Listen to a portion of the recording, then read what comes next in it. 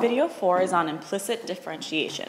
So when do we use implicit differentiation? When we're trying to find a derivative of two different variables. So for example, in the example I'm showing you, we have an x and a y, and we need to find the derivative with respect to x.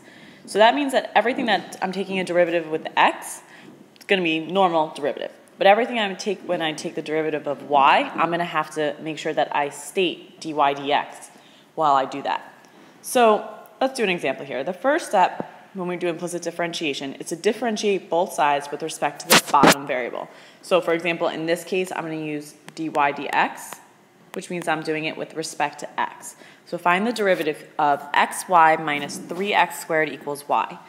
This xy, that is two variables together multiplied. So that's going to be my product rule. I still have to know all my rules when I'm doing these. So my product rule is first d second plus second d first. So the first is x. D first is the derivative of y is 1, but it's 1 with dy dx because it's with respect to x. So I'm just going to write it as dy dx. Plus second, so the y, d first. So the derivative of x is just 1. So I can put times 1 there, or I can just leave it as just y. And that I'm doing with respect to x, and so I don't need to have anything extra special there. Now minus 3x squared is with respect to x, so I'm just going to have a minus 6x, normal derivative, equals, on the other side I have derivative of y is 1, but it's with respect to x, so dy dx. And again, I don't have to have that 1 there, but I'll leave it there for right now. Okay, so step 2 is to move all the dy dx to one side and everything else to the other side. So what I like to do is I like to circle everything that has a dy dx, and I know that has to go together. Everything else I'm going to move to the other side. So I have x dy dx, and I'm going to bring the 1 dy dx to the other side, so I would subtract 1, so minus 1 dy dx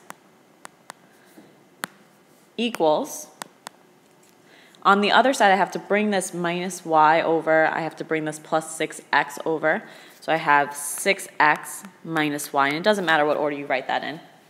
Okay, so then step 3, factor out the dy dx. So again, on this side of the equal sign, I should have only things with the dy dx, which means I can factor that out like if it's the greatest common factor. So dy dx, and what's left over inside is going to be the x minus 1, equals on the other side 6x minus y, still staying the same. And the last and final step is just to solve for dy dx. So this is just going to divide by what's left inside because it's just multiplication. So I have dy dx is equal to 6x minus y over x minus 1. Okay, so now I solved implicitly. So keep in mind these could come up with tangent line questions. They could just be implicit differentiation on their own. Some of them even ask you the second derivative, and they're going to ask that to be implicit too. So be careful when you're doing those.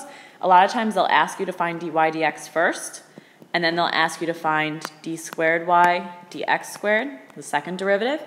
And when you do that, you're going to end up having to plug the first derivative into your problem to help simplify your second derivative. So keep that in mind, look out for that.